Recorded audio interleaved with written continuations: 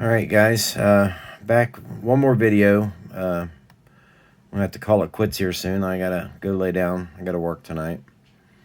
What we have next is my Township Fire Department Life Squad, which is something very similar to what I would see as a child growing up back in the late 60s, early 70s.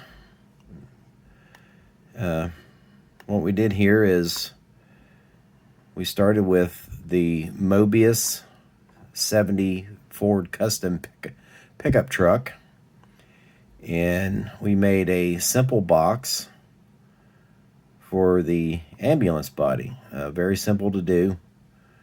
It's, like I said, it's just a square box.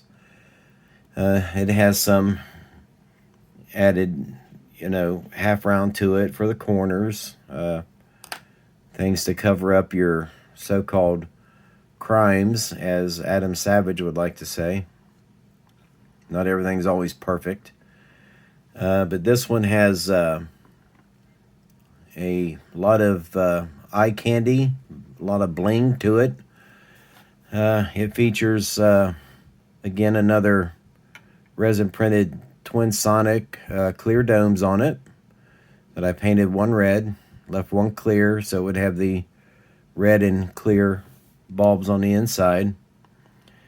It has a couple of clear lensed 888s at the top.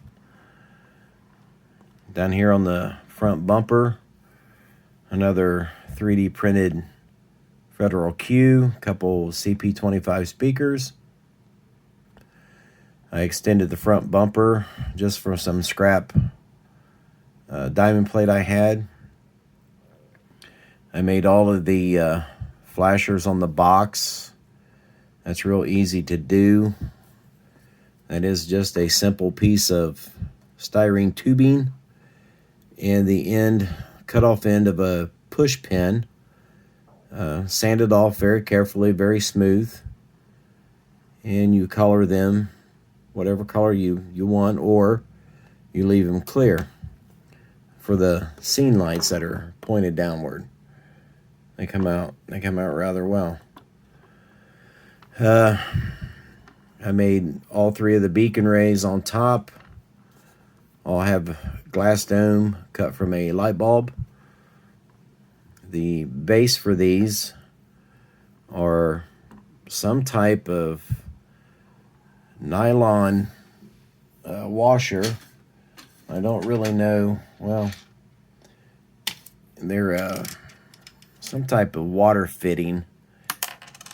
Oops, where'd I go? That I buy at the plumbing supply store. It took me several years to locate this, figure it out. Paint them with the Molotov chrome pen.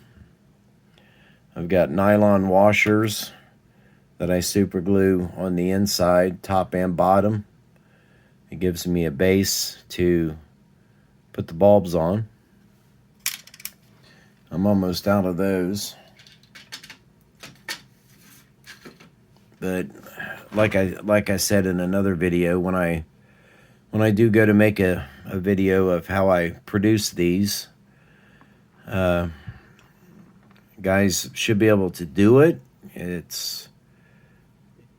I won't say it's a super involved process, but it does take considerable legwork to find the right components. I've got things from electrical supply stores, plumbing supply stores that I use to make that beacon ray. Again, it took me close to 10 years to really get that project the way it is now, the way my lights come out now. I don't believe in keeping secrets with people. I did sell them for a while because I had a lot of people tell me they couldn't figure out how to cut the glass. Again, that took several trips to the hardware stores, the home improvement stores, to find something to cut them, and I wound up wound up finding a diamond cutting wheel that goes on my Dremel. It's a very, very tedious process, but we'll get into that more later when I make a video of that. I'll show you the underneath of this. It has the complete Mobius frame under it. It has 1/32 scale wheels and tires, and it has the rear end from a 1/32 scale Revell monogram Mack fire truck. It has the Mobius engine in it. Exhaust system was basically made from just some styrene tube I bent. I didn't paint everything on it. I usually don't put a lot of effort into the bottom of my builds. You never see them, and just as soon as somebody picks one up, they knock something off. I scratch built the West Coast style mirrors on it. I believe this was the first kit that I really sat down and said, you know what, I think I can make some mirrors. So we did that. But yeah, it came out pretty good. It fits in with the scheme and the era of my fictitious fire department that I'm building. You know, late 60s, early to mid 70s, nothing later than 78, 79. We got a 68 pumper, 72 pumper, 78 mini pumper, 70 life squad. Got a 70 fire chief car too. I'll bring out and show in the future. But yeah, just use your imagination, guys. Put things in perspective. Things don't always have to be overcomplicated. When I originally designed this box, I had the majority of the cab complete, minus paint. I just had it kind of dry fitted. I had the frame done, had the wheels and tires located where I wanted. And I just sat down with a ruler and some plain white computer paper, started drawing, measure my heights, my lengths, where the wheel wells were going to be. Transfer that, you cut that out with a X-Acto knife and a straight edge, get everything where you need it. Hold the piece of paper up to the cab. You know, if it looks right, it feels right, you just go from there. Real simple. I mean, I measure